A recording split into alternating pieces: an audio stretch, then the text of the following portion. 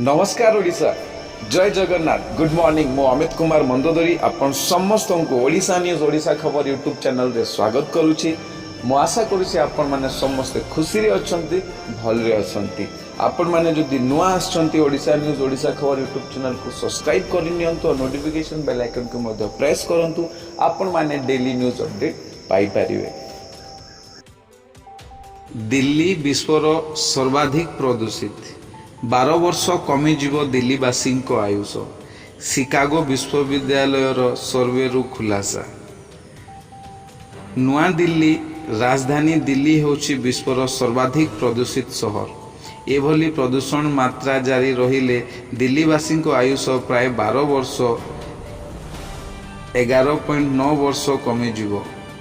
निकटरे करा जाइथिबा एक सर्वेरु एकथा सामना को आसीछि। शिकागो विश्वविद्यालय एनर्जी पॉलिसी इंस्टीट्यूट पक्षरु जारी करा जाइथिबा सद्यतम एयर क्वालिटी लाइफ इंडेक्स एक्यूएलआई रु यह जना पड़ी।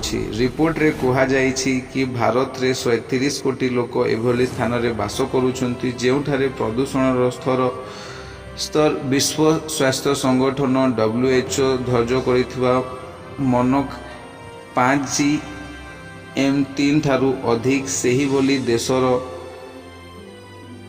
67.4% लोक एभली अंचल रे रहुछन्ति जेउठारे निजे भारत धार्य करिथिबा प्रदूषण स्तर 40 GM3 ठारू अधिक। अध्ययन रे एकथा कहा जाउछि कि PM 2.5 जोगु भारत रे हाराहारी आयुष 5.3 वर्ष ह्रास पाउछि।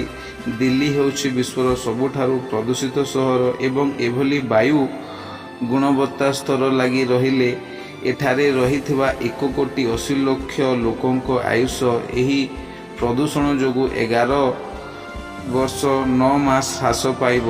से भली भारत ध्वज करिथिबा प्रदूषण मान दंड को विचार को नेले आयुष 8 वर्ष 6 मास मध्य कमिजिव।